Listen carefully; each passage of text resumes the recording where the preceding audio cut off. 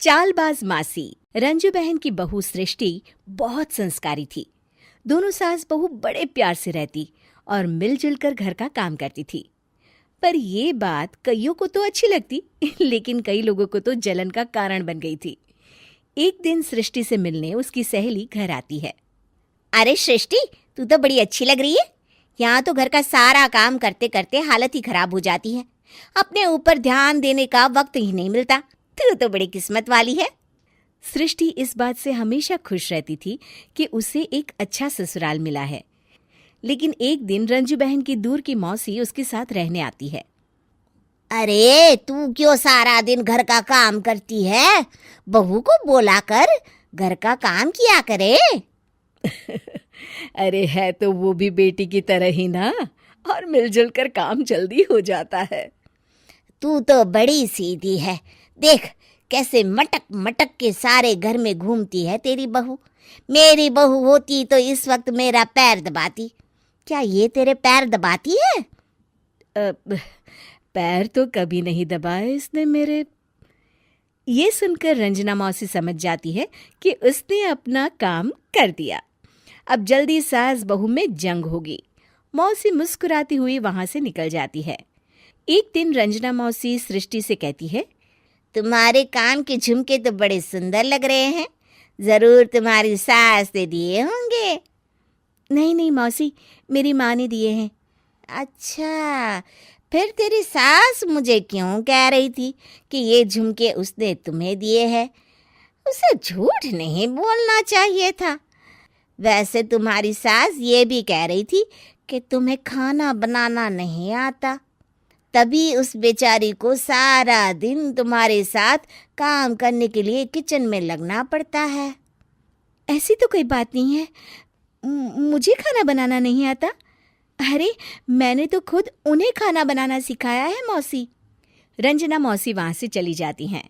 Kitchen में सृष्टि खाना बना रही होती है कि तभी उसकी सास वहां आ जाती है और वो कहती है, आज मेरे पैर में बहुत दर्द है, खाना तू ही बना ले। और वैसे भी मैंने सुना है कि मुझे खाना बनाना तो तूने सिखाया है। हाँ माँ जी, सुना तो आपने सही है। वैसे मैंने भी बहुत कुछ सुना है, लेकिन क्या बोलूं। दोनों सास बहू को झगड़ते देख बाहर खड़ी रंजना मौसी मुस्कुराने लगती है। बड़ी आई थी प्यार से रहने वाली। इन्हें कोई बताए सास कभी माँ नहीं बन सकती और ना ही कभी बहू बेटी। शाम को रंजना मौसी सृष्टि को बुलाती है। अरे सृष्टि बेटा, जरा एक कप चाय तो दे दे। मौसी, चाय आप माँ जी से ही ले लीजिए। मैं किचन में पैर भी नहीं रखूंगी। वैसे भी मुझे कहाँ आता है चाय बनाना। तभी वहां रंजू आ जाती है। वो सृष्टि की बात सुन लेती है। हाँ हाँ बहू रानी, तुझे तो कुछ नहीं आता। रंजना, तो तू एक काम कर, तू ही चाय बना ले। और हाँ, सृष्टि को भी चाय दे देना। इसे क्या लगता है ये चाय नहीं बनाएगी तो क्या हम चाय नहीं पिएंगे? अरे हम पिएंगे भी और पिलाएंगे भी। रंजना मौसी थक कर उठती है। ठीक है रे रंजू दीदी, आप जैसा बोले। रंजना चाय बनाकर लाती है और सोफे पर बैठी सृष्टि और रंजू को चाय देती है। अच्छा, मैं थोड़ा मंदिर तक जा रही हूँ, रात में देर हो जाएगी आने में। रंजना देर रात घर आती है तो सृष्टि को आवाज लगाती है। अरे बहू रानी, कुछ खाने को तो दे दे, बहुत जोर से भूख लगी है। मैंने कोई खाना वाना नहीं बनाया मौसी। वैसे भी आपकी बहन तो कहती है ना कि मुझे खाना बनाना आता ही नहीं। हे भगवान, अब यह फिर से ना शुरू हो जाए। तभी वहां रंजू आ जाती है। रंजू, आज खाना तुम ही बना लो, और हाँ, थोड़ा खाना सृष्टि को भी दे देना, ताकि इसे भी पता चले कि हमारे यहाँ खाने का स्वाद क्या होता है। रंजना बेचारी किचन में जाकर पूरे घर का खाना बनाती है। जब वो खाना बनाकर बाहर निकलती है तो सास बहू टेबल पर बैठकर उसका इंतजार कर रही होती हैं। लाओ लाओ रंजू, जल्दी खाना लाओ, बहुत जोर की भूख लगी है।